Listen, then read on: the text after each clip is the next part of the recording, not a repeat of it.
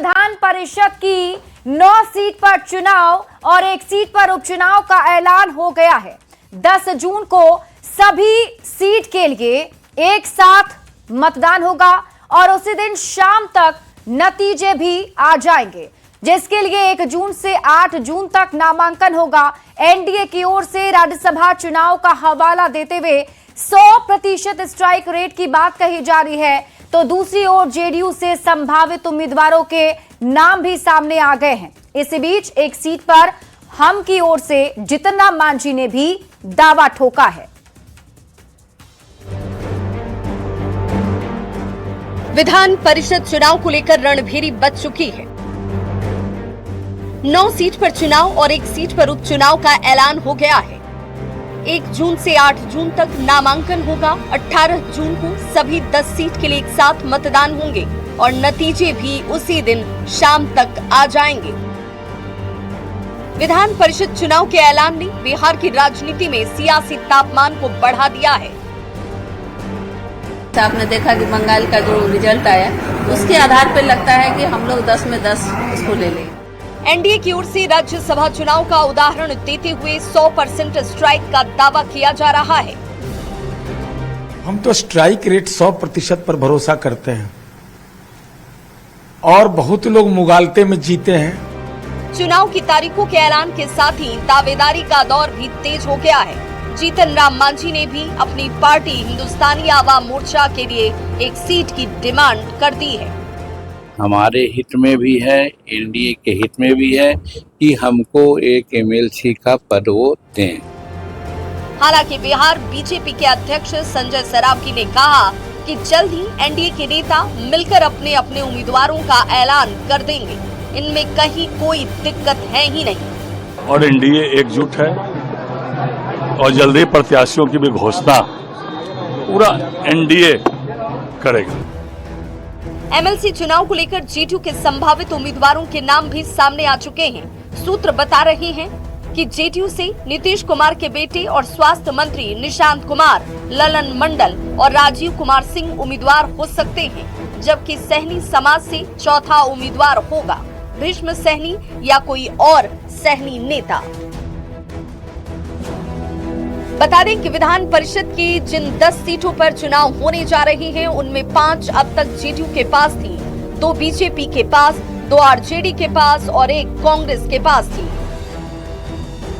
NDA नेता सभी 10 seat जीतने का दावा कर रहे हैं। अब नतीजे बताएंगे कि दावे में कितना दम है।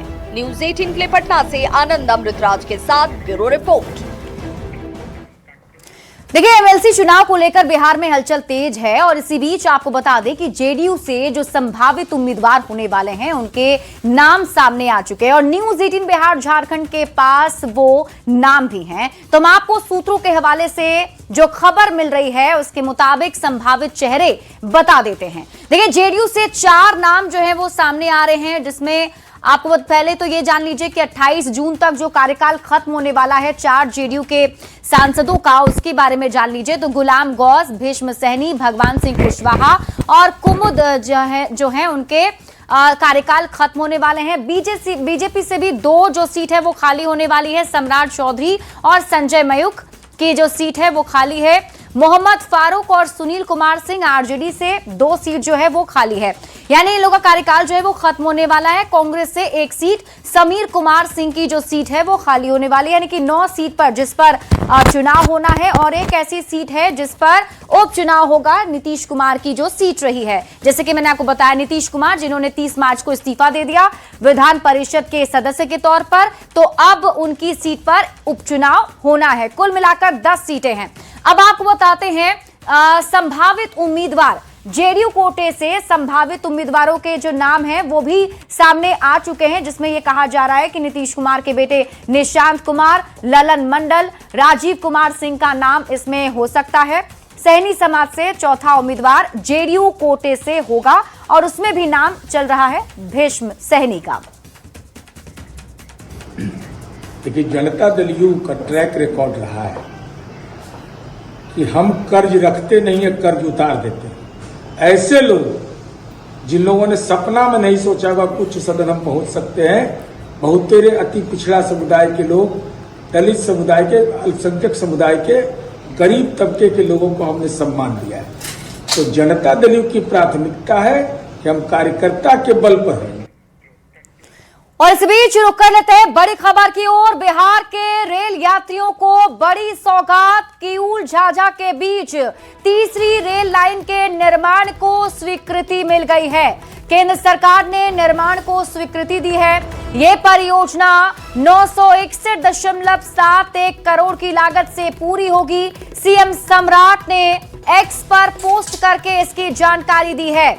मुख्यमंत्री सम्राट चौधरी ने पीएम मोदी और रेल मंत्री अश्विनी वैष्णव का आभार भी जताया है। सीएम सम्राट चौधरी ने लिखा, ये महत्वपूर्ण परियोजना बिहार में रेल अवसंरचना को नई मजबूती देगी, यातायात सुगम होगा, उद्योग और व्यापार को गति मिलेगी, साथ ही राज्य की आर्थिक प्रगति को नया आयाम भी मिलेगा। डबल इंजन सरकार में बिहार निरंतर विकास के पथ पर अग्रसर है।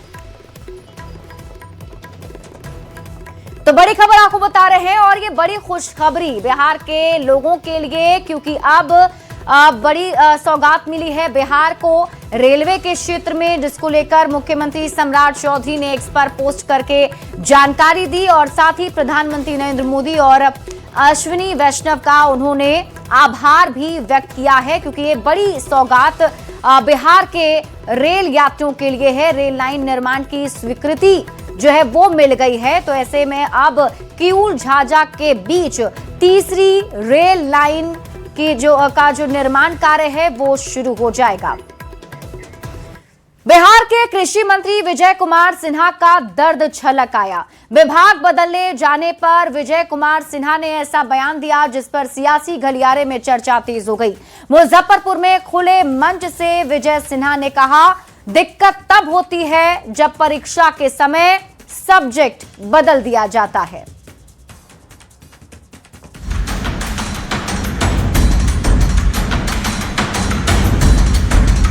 दिक्कत होता है कि पढ़ाई हम पढ़ते हैं और क्वेश्चन आ जाता है दूसरे सब्जेक्ट का। ये दर्द है कृषि मंत्री विजय कुमार सिन्हा का। मुजफ्फरपुर में बात लीची की मिठास की हो रही थी। विजय कुमार सिन्हा बिहार लीची संगम कार्यक्रम में हिस्सा लेने पहुंचे थे, लेकिन यहां पर उन्होंने ऐसा बयान दिया जिससे सियासी हलचल तेज हो गई। मंच पर ही विजय सिन्हा का विभाग बदलने का दर्द छलक उठा। विजय सिन्हा के शब्दों में सियासी चुभन महसूस हो रही थी। विजय सिन्हा ने कहा कि वो कृषि विभाग के नए विद्यार्थी हैं। अब दिक्कत होती है कि पढ़ाई हम पढ़ते हैं और सवाल आ जाता है दूसरे सब्जेक्ट का। दिक्कत होता है कि पढ़ाई हम पढ़ते हैं और क्वेश्चन आ जाता है दूसरे सब्जेक्ट का। तो एग्जामिनेशन उसमें शुरू हो जाती है, तो वो एग्जामिनेशन में ही पास करने के लिए पूरी तन्मयता से लग जाते हैं। सबको सामने बैठा के अब पढ़ाई हम शुरू कर देते हैं। कुछ लोग सोचे कि राजस्व से विजय सिन्हा हट गए तो राहत मिल गई। हमने कहा भैया अब विजय सिन्हा नहीं रहा, विजय बिहारी अब है। विजय सिन्हा का दर्द छलका तो इस पर सियासत भी शुरू हो गई।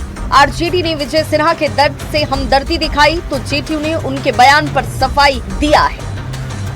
विजय सिन्हा जी के दर्द को समझा जा सकता है, लेकिन विजय सिन्हा जी अब तक आप अपने उस विद्यालय को नहीं समझ पाए जहाँ के आप विद्यार्थी हैं। आपके विद्यालय की नीति है कि जो आपके विद्यालय में पढ़ता है उसके लिए समय आने पर सब्जेक्ट बदल दिए जाते हैं, लेकिन जो दूसरे विद्यालय के लोग होते हैं, जो दूसरे विद्यालय के विद्यार्थी होते हैं, उनके लिए आपके विद्यालय में सर्वोच्च स्थान पहले से रखा जाता है। दरअसल जो माननीय मुख्यमंत्री होते हैं उनको सारे विभागों का सब कुछ देखना पड़ता है, सबका ख्याल रखना पड़ता है और आवश्यकता के अनुसार व्यक्ति का पद जो होता है उसमें बदलाव किया जाता है और वो सब होता है राज्य के विकास के लिए, राज्य के उत्थान के लिए। नीतीश सरकार में डिप्टी सीएम रहे विजय सिन्हा का सम्राट सरकार में विभाग बदल दिया गया। पहले वो भूमि सुधार राजस्व मंत्री थे, अब कृषि मंत्री की जिम्मेदारी संभाल रहे हैं। विजय सिन्हा बीजेपी के सीनियर और मुखर नेताओं में गिने जाते हैं। वो सरकार के प्रभावशाली चेहरे हैं। विभाग बदलने पर विजय सिन्हा ने जो दर्द बयां किया, इस पर सियासी गलियारे में अब हलचल और चर्चा दोनों ही है। आखिर विजय सिन्हा ने अपने बयान से किस तरह का सियासी संदेश दिया है? न्यूज़ 18 के लिए मुजफ्फरपुर से प्रियांक सौरभ की रिपोर्ट। बिहार में अब अपराधियों की खैर नहीं। सम्राट सरकार की जीरो टॉलरेंस नीति का असर अब जमीन पर भी दिखने लगा है। खगड़िया में पुलिस और एसटीएफ ने मिलकर एक कुख्यात अपराधी को घुटनों पर ला दिया। ये रिपोर्ट देखिए।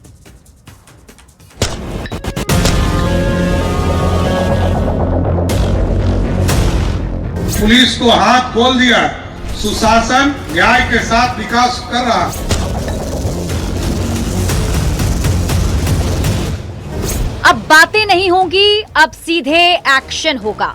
बिहार में कानून हाथ में लेने वाले अपराधियों का अंजाम क्या होता है, इसकी बानगी खगड़िया में देखने को मिली है, जहां पुलिस की गोली कुख्यात अपराधी मोहम्मद बुद्दीन के पैर को चीरती हुई पार हो गई। मामला बेलदौर थाना क्षेत्र के सुखाई बासा का है, जहां पुलिस को पुख्ता खबर मिली थी कि शातिर अपराधी बुद्दीन हथियारों के जखीरे के साथ छिपा हुआ है। एसटीएफ और लोकल पुलिस ने बिना वक्त गवाए इलाके को चारों तरफ से घेर लिया। खुद को कानून के शिकंजे में घिरता देख अपराधी बुद्दीन ने पुलिस टीम पर ताबड़तोड़ फायरिंग शुरू कर दी। उसे लगा कि वो भाग निकलेगा, लेकिन वो भूल गया कि सूबे में अब अपराधियों को पाला नहीं, सीधे साफ किया जाता है। पुलिस ने जवाबी कार्रवाई में मोर्चा संभाला और बुद्दीन के पैर में गोली मारकर उसे वहीं गिरा दिया। अब बात करेंगे पिछले 9 दिन में हुए एनकाउंटर के बारे में। 9 दिन में 7 एनकाउंटर। 26 मई खगड़िया, 22 मई जहानाबाद, 21 मई किशनगंज, 20 मई समस्तीपुर, 19 मई पटना, 18 मई सिवान, 18 मई पटना। तो देखा आपने, अपराध मुक्त कराने के संकल्प का ये आंकड़ा। वहीं इस मामले पर पुलिस ने मौके से 2 देसी कट्टा और एक राइफल जब्त की है। इस कुख्यात अपराधी पर हत्या, डकैती, लूट और रंगदारी जैसे 1-2 नहीं बल्कि 15 से ज्यादा संगीन मामले दर्ज हैं। अभी तक प्राप्त जानकारी अनुसार बेलदौर थाना में लगभग इसके पास ऊपर 14 केस दर्ज हैं और भी हम लोग अन्य थानों से भी पता कर रहे हैं, अगल बगल सहरसा और मधेपुरा से भी, कि वहाँ पर भी किसी केस में वांछित है। तो ये रहने वाला बेलदौर का ही है। क्या कोई सर लगा है? इनामी भी है सर। हाँ, 50,000 का इनामी है। फिलहाल अपराधी का इलाज अस्पताल में चल रहा है, लेकिन सम्राट सरकार की पुलिस ने साफ मैसेज दे दिया है, या तो अपराध का रास्ता छोड़ दो या फिर ऐसे ही अंजाम के लिए तैयार रहो। करारा जवाब देते हुए गोली चलाई, जिसके कारण उसको पैर में गोली लगा और जख्मी हो गया, जिसके बाद पुलिस ने उसे गिरफ्तार कर लिया है और खगड़िया के सदर अस्पताल में इलाज के लिए वहां पर भर्ती किया। तो एक तरह से ये कह सकते हैं कि पुलिस को जवाब जो है, पुलिस जो है सीधे अपराधी को जवाब देने के लिए अब तैयार दिख रही है। दिग्विजय कुमार, न्यूज़ 18 खगड़िया। राजगीर के मलमास मेले में झूले से गिरकर एक युवक की मौत हो गई है। दर्दनाक मौत की तस्वीर सामने भी आई। घटना के बाद न्यूज़ 18 की टीम अलग अलग मेलों में पहुंची और सुरक्षा व्यवस्था का जायजा लिया है। ये रिपोर्ट आपको दिखाते हैं।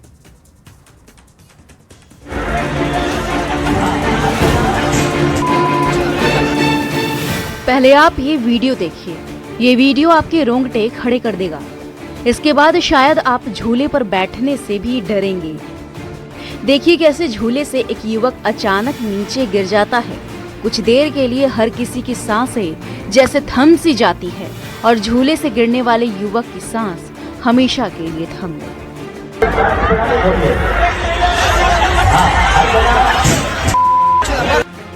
तस्वीरें नालंदा के राजगीर के मलमास मेले की है। पुलिस ने मेले में इस झूले को परमिशन नहीं दी थी। इसके बावजूद नेताओं ने दबाव बनाकर जबरन झूला चालू करा दिया। यही वजह है कि मेले में यह हादसा हुआ। झूला से गिरने वाले युवक का नाम अमन कुमार है, जिसके इलाज के दौरान मौत हो गई। अमन नवादा के नारदीगंज के बीकू गांव का रहने वाला था। वहीं घटना के बाद पुलिस ने झूले को बंद कर दिया है।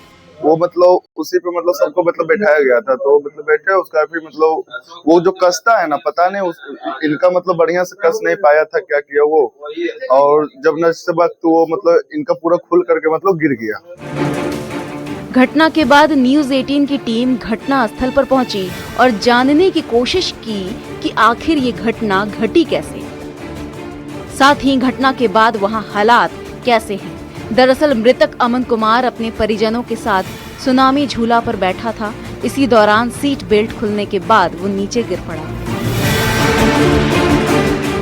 सुनामी झूला है जिस पर से एक युवक जो है कि गिरा नीचे, और उसके बाद जो है इलाज के दौरान उसे मौत हो गई है। बताया जाता है कि ये सुनामी झूला काफी खतरनाक झूला था और इसे जो है जिला प्रशासन के द्वारा परमिशन नहीं दिया गया था। सासाराम के रेलवे मैदान के पास भी डिज्नीलैंड मेला लगा है, जिसका नाम मां ताराचंडी चांदनी उत्सव मेला है। इस मेले में भी न्यूज़ 18 की टीम ने रियलिटी चेक की। मेले में कई झूले लगाए गए। मेले के आयोजक और प्रबंधन का कहना है कि जिला प्रशासन की देखरेख में मेला लगा है। कई जगह नालंदा में वहाँ एक आदमी गिर गया, सासाराम में पिछले दिनों एक जगह मेला टूट का एक था, झूला टूट गया था। आप जांच पड़ताल हमेशा करते हैं कि नहीं? हाँ, हमारे यहाँ के जो भी मिस्त्री है वो जांच पड़ताल बहुत बढ़िया से करके चालू करने के समय पहले जो सो जांच पड़ताल करके ही चालू किया जाता है। न्यूज़ 18 के लिए नालंदा से अभिषेक और सासाराम से अजीत कुमार की रिपोर्ट। इस तस्वीर ने कई सवाल भी खड़े कर दिए हैं और न्यूज़ 18 भी ये सवाल पूछता है। सबसे बड़ा सवाल तो यही कि आखिर जनता की जान से ये खिलवाड़ कब तक चलेगा। सवाल ये भी उठ रहे हैं, क्यों बिना सेफ्टी बेल्ट और लॉक सिस्टम के झूले चल रहे हैं। सबसे बड़ा सवाल ये, क्यों बिना फिटनेस सर्टिफिकेट के झूलों को तान दिया जाता है और ये ऐसे हादसे होते रहते हैं। बढ़ते आगे, पटना और दरभंगा में दर्दनाक हादसे ने कोहराम मचा दिया है। पटना में गंगा में डूबने से 3 युवक की मौत हो गई, तो दरभंगा में पानी भरे गड्ढे में डूबने से 2 मासूम बच्चियों की जान चली गई। दोनों हादसों ने एक बार फिर से लापरवाही और असावधानी पर बड़ा सवाल छोड़ गई है।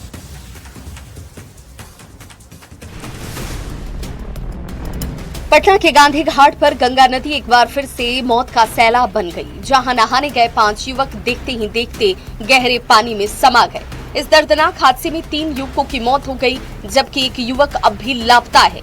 स्थानीय लोगों के मुताबिक जब युवक गंगा में डूबने लगे तो उन्हें बचाने के लिए एक शख्स भी नदी में कूद गया, लेकिन तेज बहाव और गहराई ने उसे भी अपनी गिरफ्त में ले लिया। मृतकों की पहचान चंदन कुमार, समर कुमार और अमित कुमार के तौर पर हुई है। इसमें 2 का बचा लिया गया, 3 डूब गया। 3 को बचाने के चक्कर में एक बेचारा इंसान आदमी वो भी चले गए।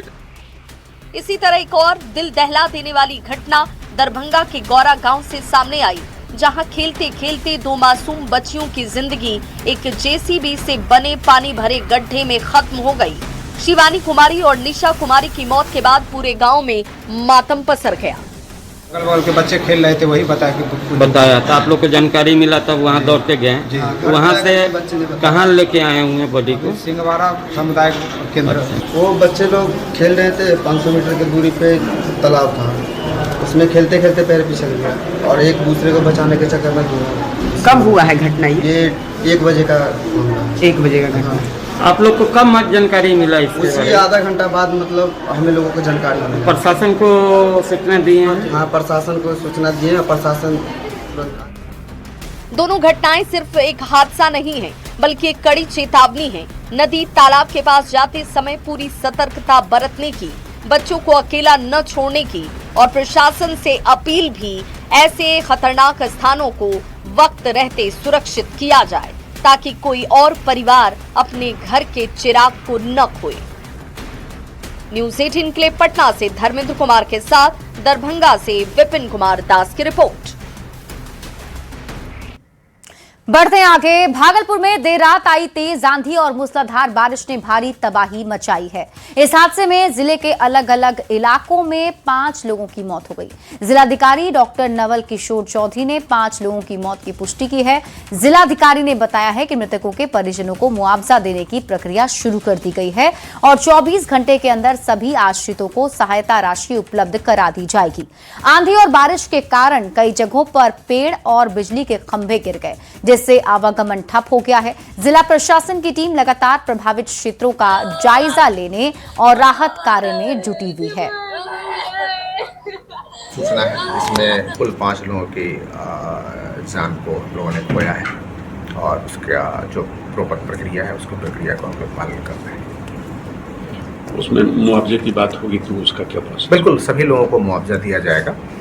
जो ड्यू प्रोसेस है, पोस्टमार्टम है, उसके बाद रिपोर्टिंग है और हम लोग उसको सैंक्शन रिकॉर्ड सैंक्शन करके हम लोग भेजेंगे और प्रयास कर रहे हैं कि हम लोग 24 घंटे के अंदर मुआवजा दें।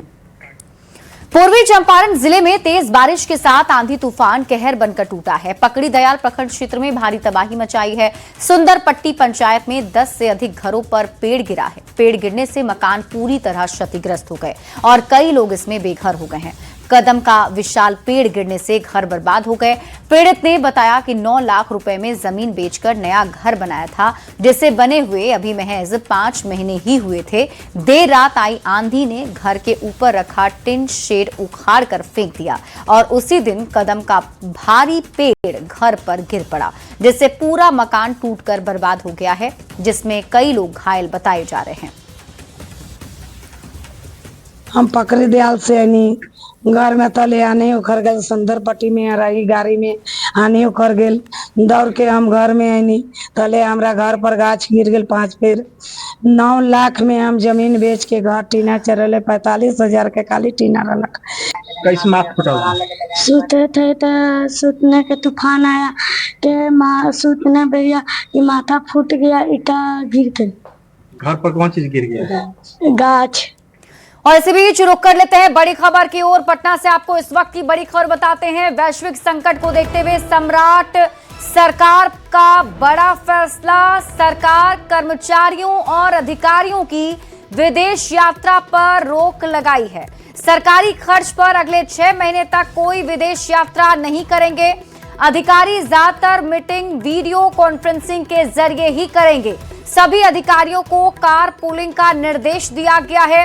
इलेक्ट्रिक गाड़ियों के इस्तेमाल पर जोर दिया गया। सभी विभागों में एक नोडल अधिकारी नियुक्त करने का फैसला भी लिया गया है, जो ये देखेगा कि ऊर्जा का गैर जरूरी इस्तेमाल ना हो। मुख्य सचिव ने आदेश जारी कर दिया है।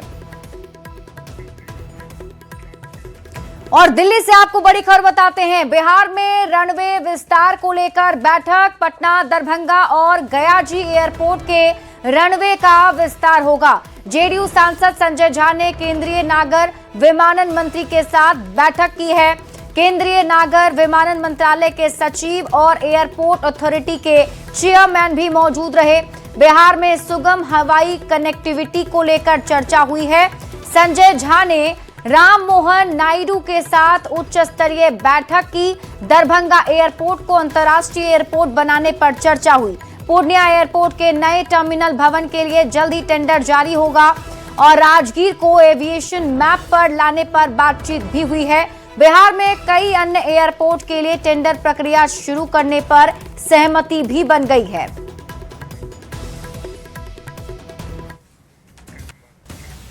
बिहार के सामान्य प्रशासन विभाग के निर्देश के अनुसार सरकारी अधिकारी और कर्मचारी 3 महीने में एक बार 2 दिन के लिए सरकारी खर्च पर ही परिवार के साथ पर्यटन स्थलों पर प्रवास करेंगे।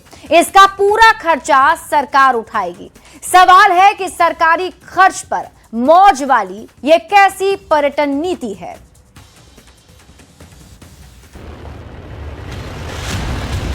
बिहार में एक से एक सुंदर स्थल हैं, पहाड़ हैं, नदियां हैं, झरने हैं, ऐतिहासिक इमारतें हैं और पर्यटन के लिए अनंत संभावनाएं भी।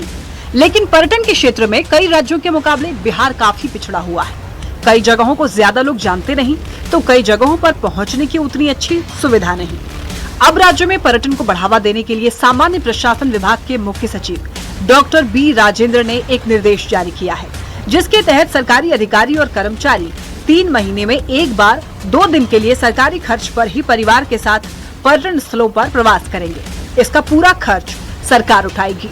अधिकारी इन पर्यटन स्थलों का दौरा करने के बाद अपनी तस्वीर और अनुभव सरकार से साझा करेंगे। अगर पर्यटन विभाग ने निर्णय लिया है कि जो पर्यटन विभाग के अधिकारी हो परिवार के साथ जाए, सुनने में ये तो बहुत अच्छा लग रहा है, लेकिन इस निर्देश ने कई सवालों के साथ सियासी पारा भी चढ़ा दिया है। लेकिन अपने ही अधिकारियों पदाधिकारियों को वो पर्यटक स्थल पर जाने के लिए बाध्य कर रहे हैं, इससे तो कामकाज पर भी असर पड़ेगा। विपक्ष ने सवाल उठाया और ये कहा कि पर्यटन को लेकर सरकार की ये नीति समझ से परे है। काम पर ध्यान दे, जनता के मुख्य मुद्दे क्या है, जनता के मुख्य मुद्दों से सरकार ध्यान भटकाना चाहती है, जबकि सत्ता पक्ष के नेता फैसले को सही ठहरा रहे हैं। और जो हमारे कर्मचारी पदाधिकारी दिन रात मेहनत करते हैं, उनको 1-2 दिन घूमना भी चाहिए। तो हम लोगों ने ये विचार किया है, सरकार ने ये विचार किया है। सवाल है कि सरकारी खर्च पर मौज वाली ये कैसी पर्यटन नीति? आर्थिक संकट के बीच पर्यटन यात्रा कितनी उचित? क्या ये पर्यटन विकास के नाम पर पैसे का दुरुपयोग नहीं? क्या इस योजना पर खर्च का सरकार ने आकलन किया? सरकारी बाबुओं को घुमाने से पर्यटन कैसे बढ़ेगा? बिहार जैसे गरीब राज्य में क्या ये प्राथमिकता होनी चाहिए? जनता के पैसे से सरकारी पिकनिक कितनी उचित? क्या इस योजना के नाम पर लूट की होड़ नहीं मचेगी? कोई प्रमाण है कि ऐसे मॉडल से दूसरे राज्यों में लाभ मिला हो?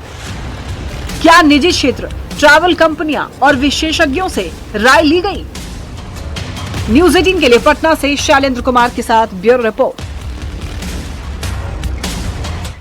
और इस बीच आपको पटना से बड़ी खबर बताते हैं। स्वच्छ सर्वेक्षण ग्रामीण 2025 पूर्वी क्षेत्र में बिहार नंबर 1 राज्य बना है। जल शक्ति मंत्रालय के पेयजल एवं स्वच्छता विभाग की ये रिपोर्ट है।